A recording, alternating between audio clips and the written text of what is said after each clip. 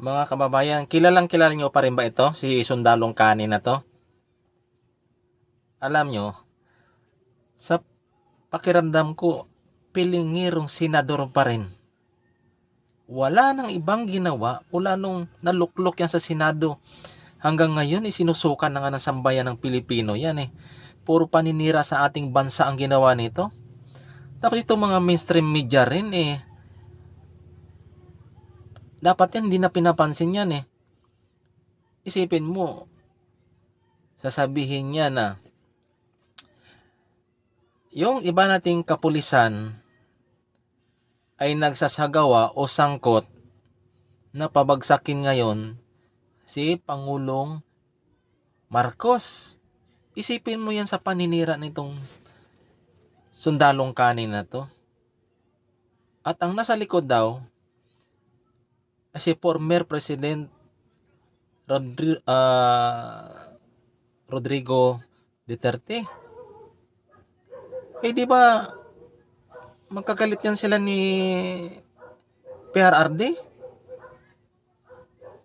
Tapos sino naman ang magsasabi sa kanya na ito mayroong mga kapulisan, iba nating kapulisan na sangkot na magpapabagsak kay Pangulong Marcos? Isipin mo sa totoo lang, siya ang nagpapabagsak sa Pilipinas natin sa ginagawa niyang hindi ka nais-nais.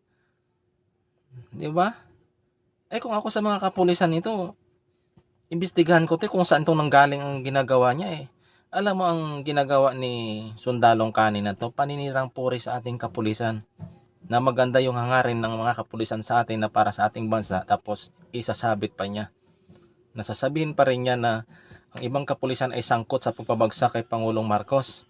Isipin mo yan sa ginagawa nito, pakinggan nyo at kayo nang bahala manghusga sa Sundalong Kani. Iniugnay ang PIDEA leak sa umano'y planong pagpapatalsik kay Pangulong Bongbong Marcos. Ayon yan kay dating Senador Antonio Trillanes. Bukod dyan, nagre-recruit din daw ng mga miyembro ng PNP para sa ouster plot. Nasa frontline ng balitang yan si Maricela Lili. May bago na naman umanong plano para patalsikin sa pwesto si Pangulong Bongbong Marcos. Alegasyon ni dating Senador Antonio Trillanes, si dating Pangulong Rodrigo Duterte ang nasa likod ng plano. Based sa information namin, is the Duterte camp. Ayon kay Trillanes, may mga aktibong senior members ng PNP na nagre-recruit para sa ouster plot laban kay Marcos. Gusto raw kasi ng kampo ni Duterte na makabalik sa kapangyarihan. Ngayon lang, ang nadagdag lang na dimension is kung magpa-power grab sila after June 30, pwedeng mag-re-election si Sara Duterte, assuming it was done through an impeachment or yung withdrawal of support, kagaya yung ginawa ng EDSA 2. But if it's a straightforward people power or coup, ako naniniwala ang pauupuin nila si Duterte mismo. Minamadali raw ng kampo ni Duterte ang pagbuwag sa administrasyon dahil sa Hunyo o Hulyo ay ilalabas na umano ng International Criminal Court ang arrest warrant kaugnay ng war on drugs. Pero sabi ni Trillanes, hanggang ngayon wala pa namang nagre-recruit para sa ouster plot.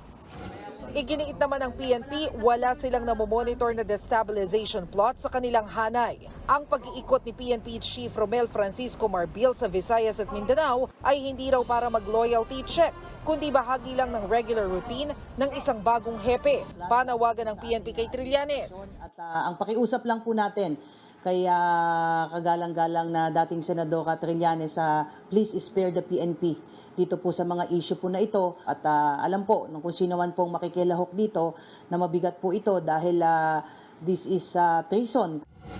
Maging si Senador Bato de la Rosa, bumuelta kay Trillanes. Sinabi kasi ng dating senador na ang tinaguriang PIDEA leak na nagdadawit kay Pangulong Marcos sa illegal na droga ay bahagi ng ouster plot laban sa kanya. Si Senador de la Rosa, nakaalyado ni dating Pangulong Duterte, ang nangunguna sa investigasyon ng Senado sa isyu ng PIDEA leaks. I am a rightist. I don't want to destroy the existing establishments. Sumusunod po ako ng batas. Kung si Trillanes ay destabilizer, Senator Bato is, ano bang opposite ng destabilizer? stabilizer. I want a stable government. I want a stable dispensation. Ayoko po na masira yung ating gobyerno. Kung masira ating gobyerno, masira ating pamumuhay. Di ba? Kaya huwag mo sabihin na ginagamit ako sa isang plot to ousted the president. No! My God! Hindi rin daw siya natatakot sa sinasabing pagpapaaresto sa kanya ng ICC. Go ahead, make my day, Mr. Trillanes! Sabihan mo, sige ka lang, ngak dyan ng ICC. Sige! Go ahead! Kahit sumama ka pa, mag-serve ng warrant. Sumama ka, ikaw mismo magpusa sa akin. Ang ilang kongresista naman, binansagan si Trillanes. Naman natin, sabi nga nila si dating Senator Trillanes, pambansang Marites, no? So, napaka-unfair naman dun sa mga general na sinasabi niya, no? Na nasangkot na naman ang ating military, ang ating PNP. Sana wag na lang idamay sa mga Marites na ganito, lalong-lalo na kung wala namang ebidensya. Wala pang pahayag ang Malacanang at ang mga Duterte sa issue. Ang dating Chief Legal Counsel naman ni Duterte na si Salvador Panelo, tinawag na kasinungalingan at kalokohan ng mga pahayag ni Trillanes. Gusto lang daw ng dating senador ng publicity dahil wala na siyang silbi sa politika. Nagbabalita mula sa Frontline, Maricel